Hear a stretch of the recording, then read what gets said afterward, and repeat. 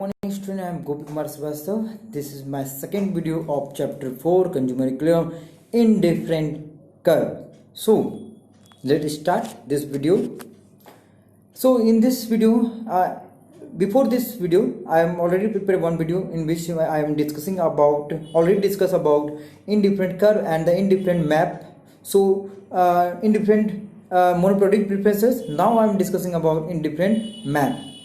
So let's start.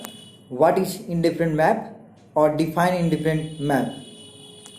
Indifferent map refers to the family of indifferent curve that represent a consumer preference over all the bundle of the two goods. जैसे आपको इस meaning को मैं table के अनुसार बताना चाहता हूँ. जैसे आप देख सकते हैं एक ही डायग्राम में डिफरेंट लोगों का इनडिफरेंट कर्व है. मतलब हर लोगों का जो इंडिफरेंट कर्व है गुड्स को लेके, चाहे एप्पल हो या बनाना हो, वो सभी मैंने यहाँ दे दिया IC1, IC2, IC3. तो जिसका इंडिफरेंट कर्व ज़्यादा रहेगा उसका ज़्यादा सेटिस्फेक्शन, जो कम रहेगा वो उससे कम, जो उससे भी कम रहेगा उससे भी कम. तो यहाँ पे जब मैं फैमिली या सेट ऑफ इंडिफरेंट कर्व दिखाने लगूँ तो उसे इंडिफरेंट मैप बोलते हैं. सो इंडिफरेंट मैप और कुछ नहीं होता है. जब बहुत सारा IC एक साथ आ जाए तो हम उसे इंडिफरेंट मैप कहते हैं, ठीक ना. As indifferent curve represent different combination of which provide some same level of satisfaction. However, every higher or lower satisfaction can be shown on the different indifferent curve. It means indefinite number of indifferent curve can be drawn. यहाँ पे ये कहा गया है कि different indifferent curve जो है वो रिप्रेजेंट करता है डिफरेंट कॉम्बिनेशन को, जो सभी अलग अलग सेटिस्फेक्शन देता है. जो ज़्यादा इंडिफरेंट कर्व रहेगा वो ज़्यादा देगा, जो उससे ज़्यादा रहेगा वो उससे ज़्यादा देगा. जैसे आप डायग्राम में यहाँ देख सकते हैं IC1 IC2 IC1 से ज़्यादा देगा, IC3 IC2 से ज़्यादा देगा. तो यहाँ पे देखा जाए तो IC1 IC2 IC3 IC4 मतलब अनलिमिटेड आप चाहे तो IC बना सकते हैं और डिफरेंट कॉम्बिनेशन ऑफ गुड्स को दिखा सकते हैं जिसमें डिफरेंट सेटिस्फैक्शन होगा डिफरेंट पीपल का. तो बस इंडिफरेंट कर्व में फैमिली ऑफ इंडिफरेंट कर्व जब साथ में आ जाए तो हम उसे इंडिफरेंट मैप कह देते हैं. इंडिफरेंट मैप और कुछ भी नहीं है, ठीक है. So let start about its diagram. Also we have to deal diagram. In the diagram IC represent the lowest, IC1 represent lowest satisfaction. IC1 नीचे है तो वो कम सेटिस्फेक्शन देगा.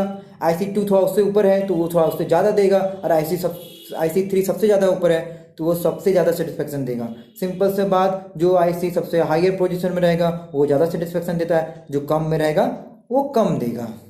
तो IC के बारे में आप डिफरेंट कॉम्बिनेशन होता है गुड्स का, एप्पल और बनाना, राइस और वीट, कोई भी आप कॉम्बिनेशन बिल्कुल आप ले सकते हैं. यहाँ पे कहीं को आपको दिक्कत नहीं हो सकता है, ठीक है.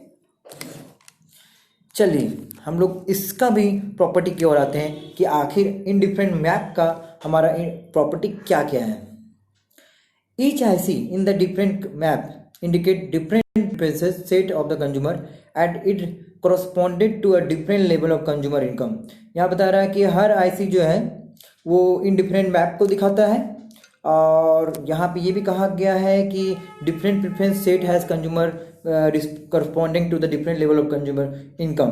मतलब जैसा IC होगा उससे लोगों का इनकम होता है. IC ज़्यादा रहेगा तो लोगों का इनकम ज़्यादा है, IC कम रहेगा तो लोगों का इनकम कम है. तो IC1 IC2 IC3 definitely IC3 का इनकम ज़्यादा है तभी तो वो ज़्यादा है, ठीक है.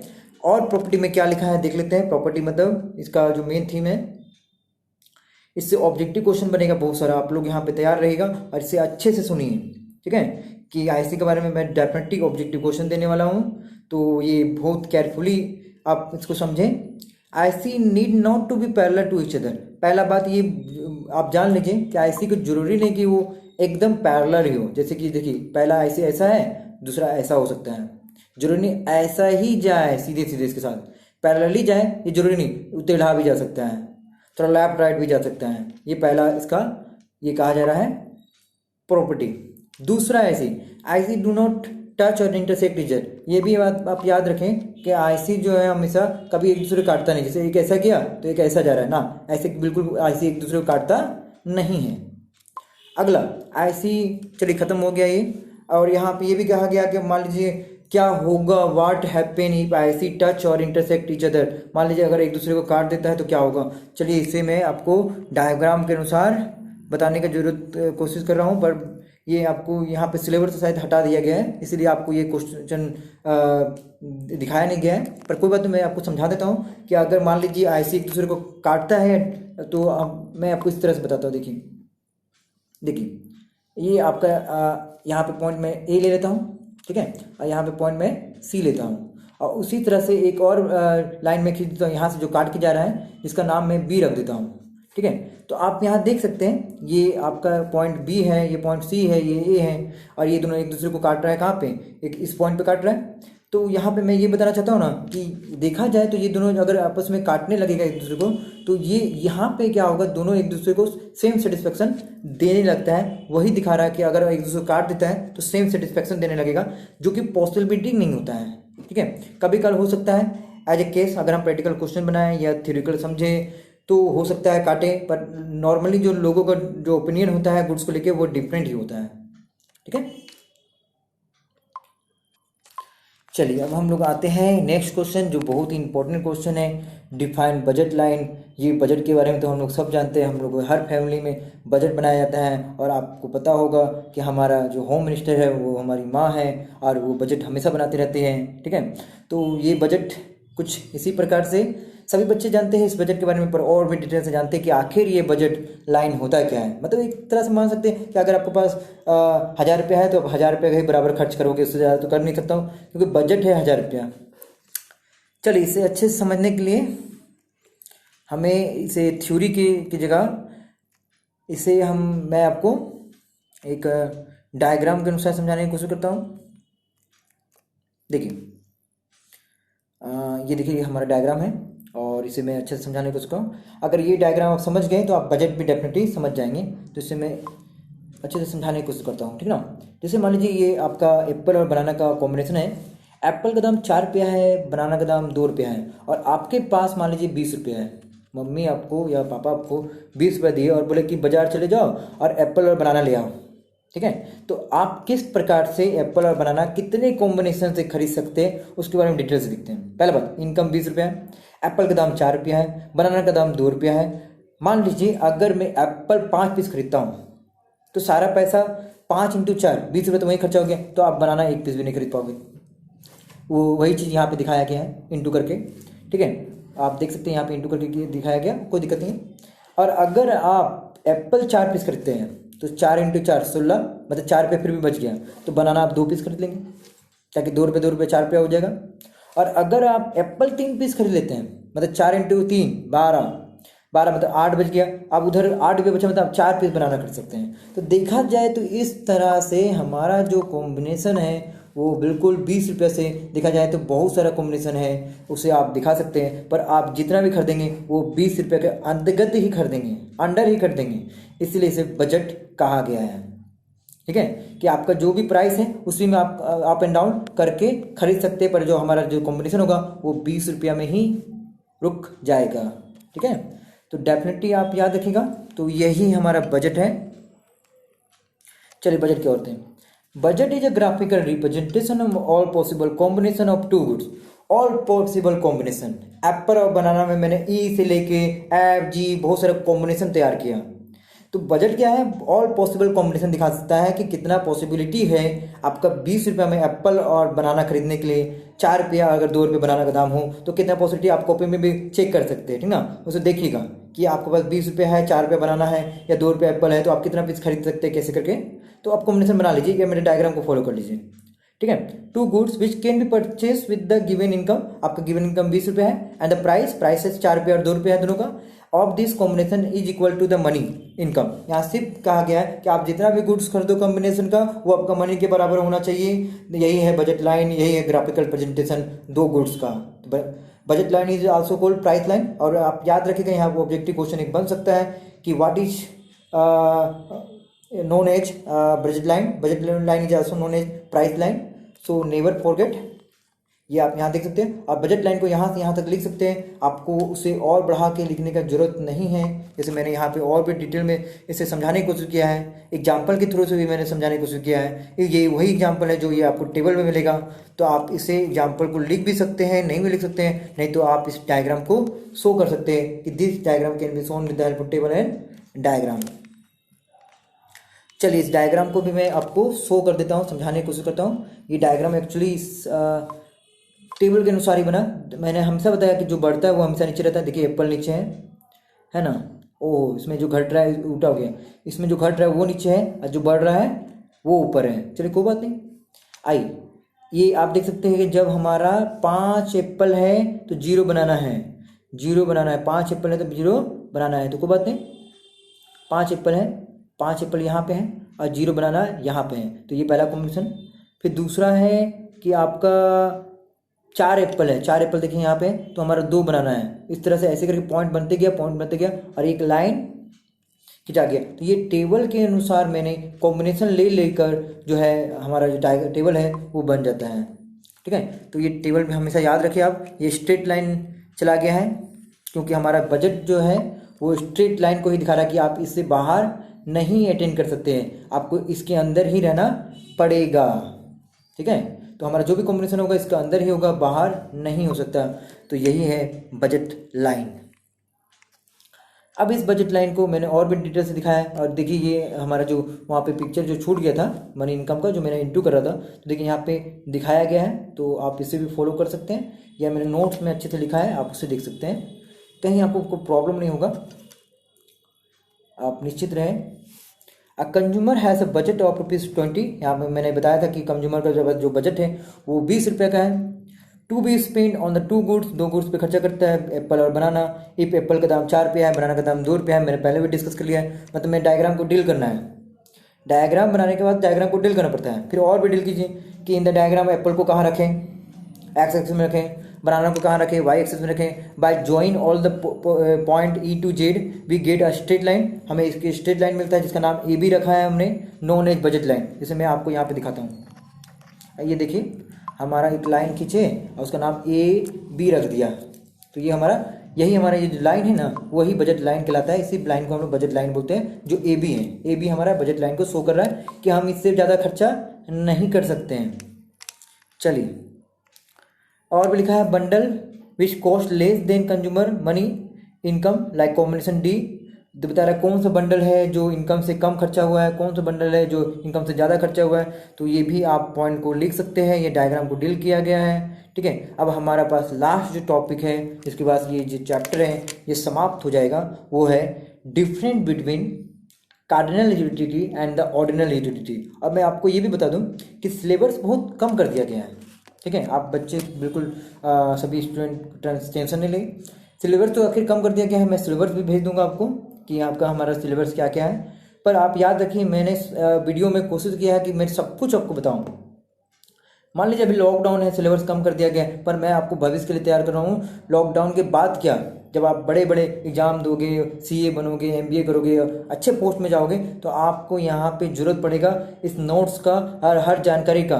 तो मैंने जो सिलेबस में है वो भी बताया है। इस साल का कोरोना में सिलेबस कम किया गया था, तो मैंने कम भी बताया और साथ में पूरा ओवरऑल भी मैंने बता दिया है। मैंने मतलब सिलेबस से बाहर बता दिया। इस साल का कोरोना की वजह से कम किया गया था सिलेबस, पर मैंने सिलेबस उतना बताया है जितना हर साल बच्चा पढ़ता है। क्यों बताया है? क्योंकि आपका भविष्य के साथ कोई भी छेड़छाड़ नहीं हो, आप भविष्य के लिए बहुत मजबूती से तैयार हो, आपका एक भी टॉपिक नहीं छूटे।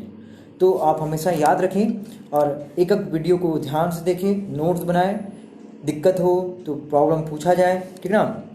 तो आते हैं अब हमारे पास लास्ट टॉपिक जो है वो different between cardinal utility and the ordinal utility. आखिर ये कार्डिनल यूटिलिटी और ऑर्डिनल यूटिलिटी होता क्या है, चलिए समझते हैं। Under the cardinal utility approach it is assumed that the utility can be measured in the cardinal terms सर्च एज 1 2 3 4 एंड द यूटिल। यहाँ देखिए यहाँ पे जो है लिखा हुआ है, ये यूटिल लिखा हुआ है, यूटिल्स।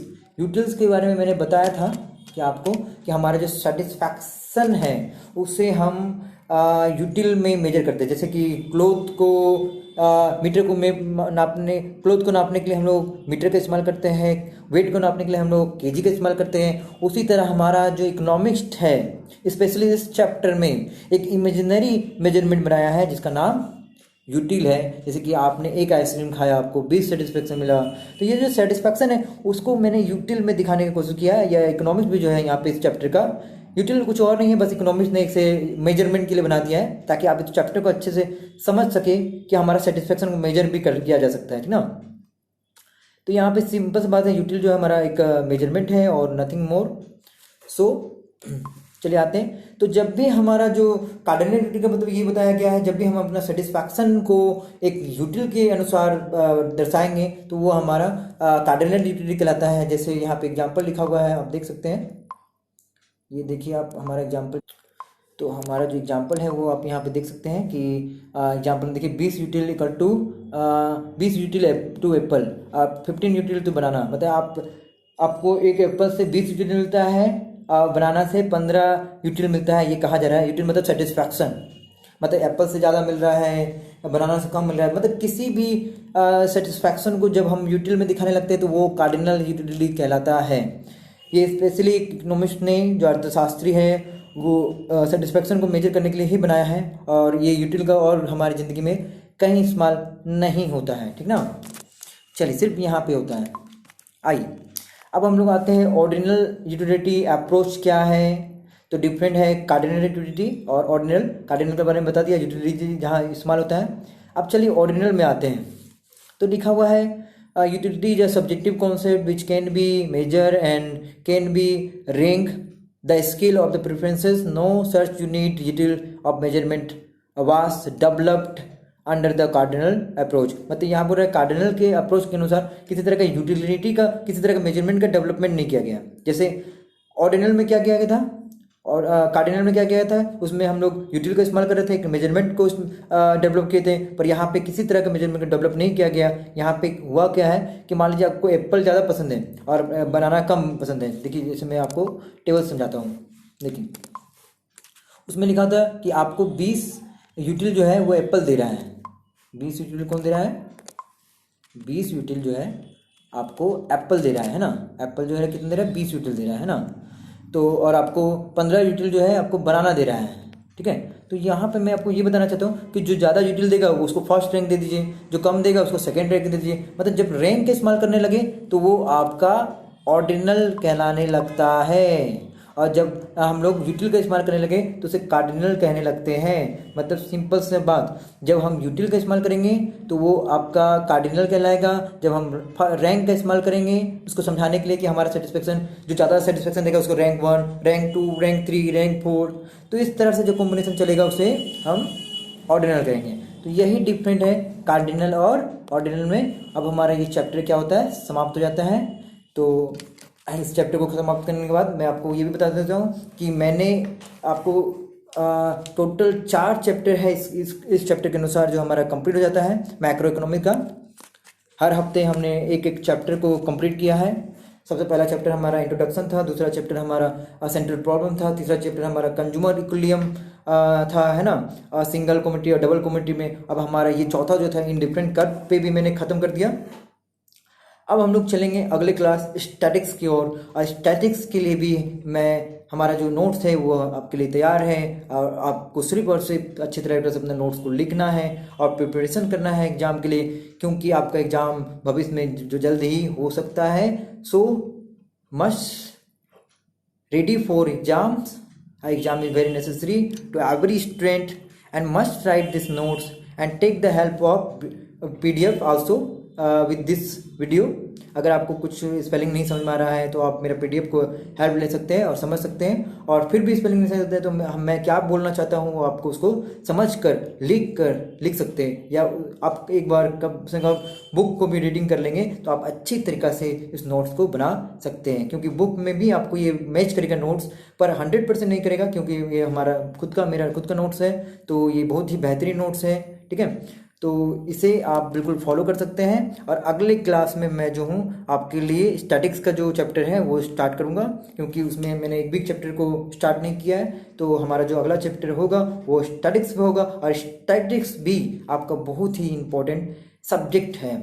हमारा जो क्लास 11 है उसमें ये चैप्टर माइक्रो और स्टैटिक्स दोनों ही जो सब्जेक्ट है बहुत बेहतरीन है, और दोनों ही सब्जेक्ट का एक वैल्यू है, एक मतलब कि जगह है हमारे अर्थव्यवस्था में, हमारे जीवन में, दोनों को हमें समझना चाहिए। माइक्रो में हमें क्या समझना चाहिए, स्टैटिक्स हमें क्या समझना चाहिए। तो अगले क्लास जो मैं आऊँगा तो हमारा स्टैटिक्स चलेगा, और इससे पहले आप ये 4 चैप्टर कंप्लीट कर लें, सारा कॉपी में लिख लें। और कॉपी बनाते समय आप हमेशा याद रखिएगा, जो कॉपी बनाएंगे आप उसमें जो हेडिंग होगा वो आप ब्लैक पेन से यूज कीजिएगा और आंसर ब्लू पेन से यूज कीजिएगा। और हमेशा याद रखिएगा, जो भी आप बुक लीजिएगा वो आप वीके का बुक बहुत अच्छा होता है। बहुत सारे बच्चों को कन्फ्यूजन रहता है कि हम लोग कौन सा बुक लें, तो आप वीके पब्लिकेशन का बुक यूज कर सकते हैं। और साथ में ही उस बुक का जो ऑब्जेक्टिव है या फिल इन द ब्लैंक्स है उसे भी बिल्कुल आप अच्छे से पढ़ें, क्योंकि और चेक करें कि कौन सा क्वेश्चन इंपॉर्टेंट मेरा नोट्स में है या नहीं है। सिर्फ अच्छे से तैयारी करें, ठीक ना। Thank you, this chapter is completed. Thank you.